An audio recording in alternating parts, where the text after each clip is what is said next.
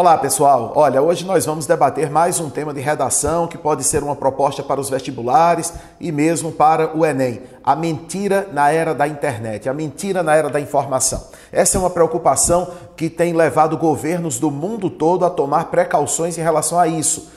Nas redes sociais principalmente proliferam notícias falsas com consequências desastrosas em âmbito político, em âmbito econômico. Olha só, uma pesquisa recente da Universidade de Warwick, na Inglaterra, analisou como 330 rumores se espalharam pelo Twitter.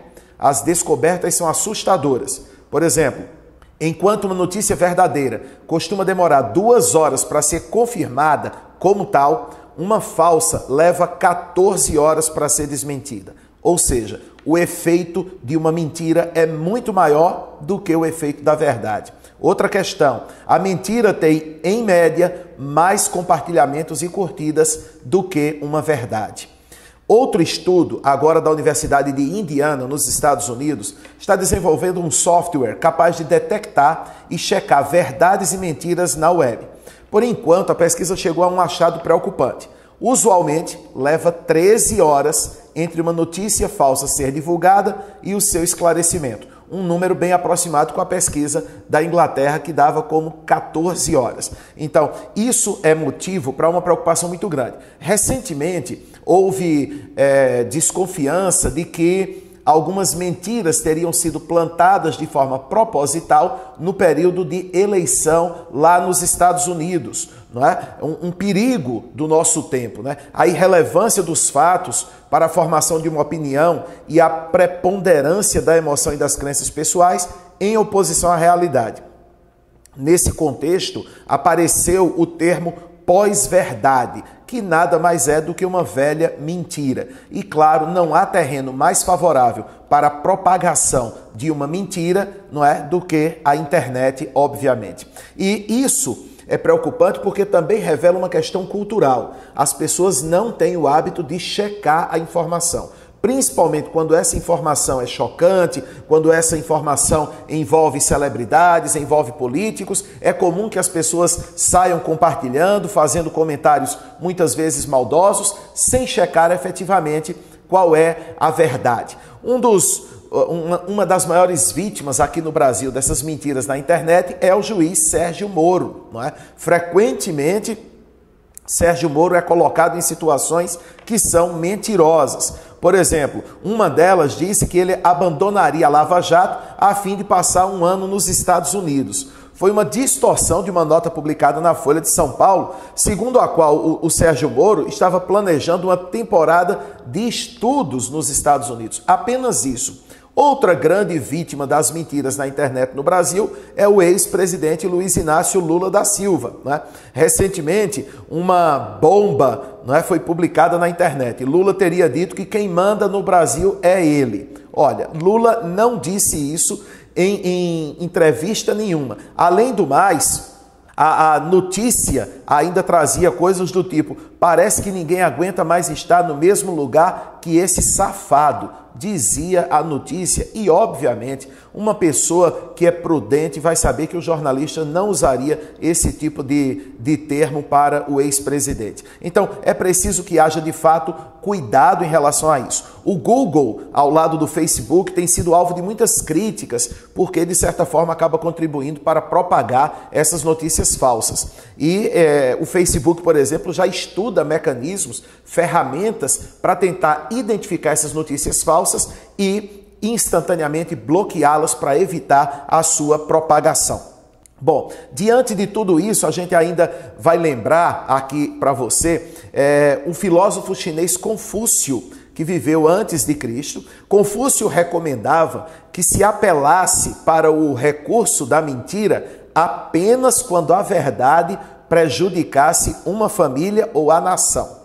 É um conselho maroto, como sabem os chefes de clãs e dirigentes políticos, para quem nunca foi difícil fazer o que pregava o venerado sábio. Isso é um trecho da revista Super Interessante. Ora, continua super interessante dizendo que Aristóteles, um pensador grego, só aceitava 2 maneiras de mentir: diminuindo ou aumentando uma verdade.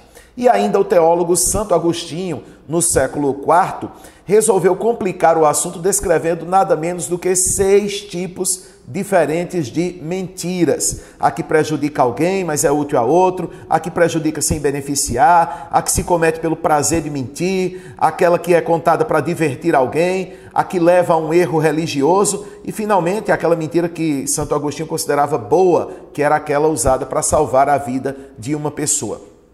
A gente lembra também que a mentira é mais ou menos tolerada de acordo com os costumes sociais, de acordo com a cultura do povo. Então há uma variação muito grande em relação a como cada povo encara a mentira, tá certo? Bom, diante de tudo isso, diante dessa preocupação mundial com a mentira, a gente vai mostrar a você algumas maneiras de você começar o texto. Então, várias maneiras de você fazer a sua introdução, tudo bem? Vamos dar uma olhada na primeira? Olha comigo.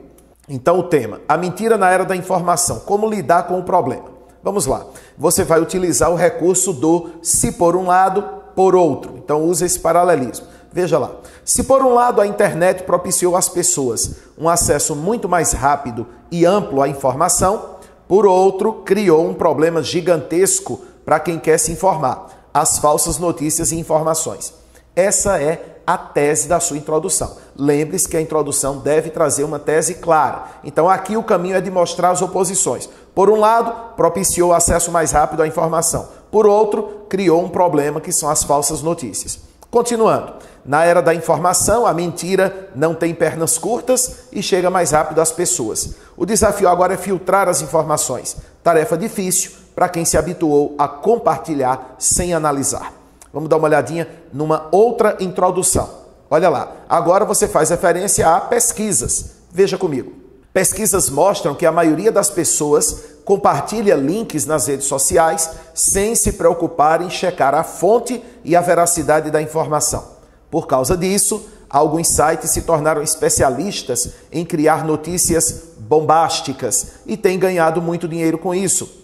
Na era da informação, em que a mentira não tem pernas curtas, o desafio é saber onde está a verdade. Veja que agora a tese aparece apenas no fim do parágrafo, né? O desafio é saber onde está a verdade. Eu chamo a sua atenção aí no meio do parágrafo para o elemento disso, né? Contração da preposição de com o pronome isso. Ele faz a ponte entre a primeira frase, entre o primeiro período e o segundo. É necessário que haja essa ponte. E veja que agora a introdução começa com uma referência a pesquisas. Vamos ver uma terceira maneira de fazer a introdução para a mesma temática? Olha comigo. No Brasil, políticos têm sido alvo de mentiras injuriosas nas redes sociais. Sites bancados por partidos criam mentiras ou subvertem a realidade em troca de dinheiro. Nos Estados Unidos, as últimas eleições presidenciais foram muito influenciadas pela internet. Ou seja, na era da informação, a mentira dá as cartas na internet.